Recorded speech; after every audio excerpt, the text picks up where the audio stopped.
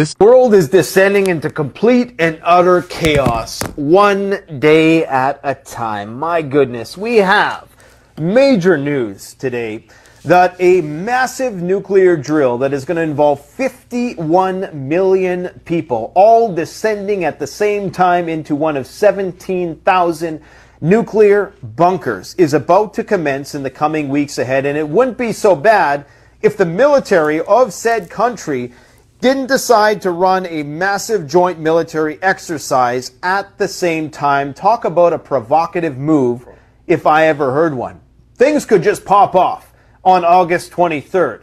Remember that the Ukrainians had telegraphed that they were going to do a massive drone strike in Moscow on the 23rd. Now this other country that we're going to talk about in just a moment is planning one of the biggest nuclear drills they've ever run on that day. And the president of that country is saying this one is going to be different. Guys, we got a lot of stuff to talk about today. What you're seeing behind me is something that we have been warning people about for some time. Apparently, according to the Kiev Post, this video is of Latvian soldiers doing some sort of military exercise. Apparently, they're moving their forces as well as other Baltic states and Poland towards the Belarusian border in response to threats from the private mercenary Wagner organization, as well as the nuclear weapons that Russia has positioned there.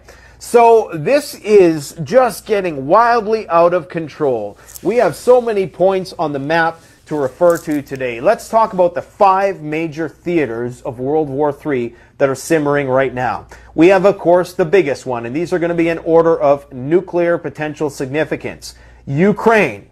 We have the Korean Peninsula. We have the Taiwan-China issue. We now have, of course, the Strait of Hormuz, where the U.S. Marines could potentially be engaging the Iranians if they decide to commandeer more commercial vessels in the Strait of Hormuz. And we also have Africa about to descend into total chaos. I mean, the war that started in Ukraine set all of this off. It was all a chain reaction. In fact, you could probably go all the way back to COVID, that it was the stress that COVID put on the supply chains, the economic stress that brought out all of these conflicts, which were just lying latent, dormant for the longest period of time. They just needed a trigger. And now that you've had the one in Ukraine, it's causing economic pressure on all of these other developing nations and militaries and everybody on the global economy. And that is bringing out the worst in everybody. Now,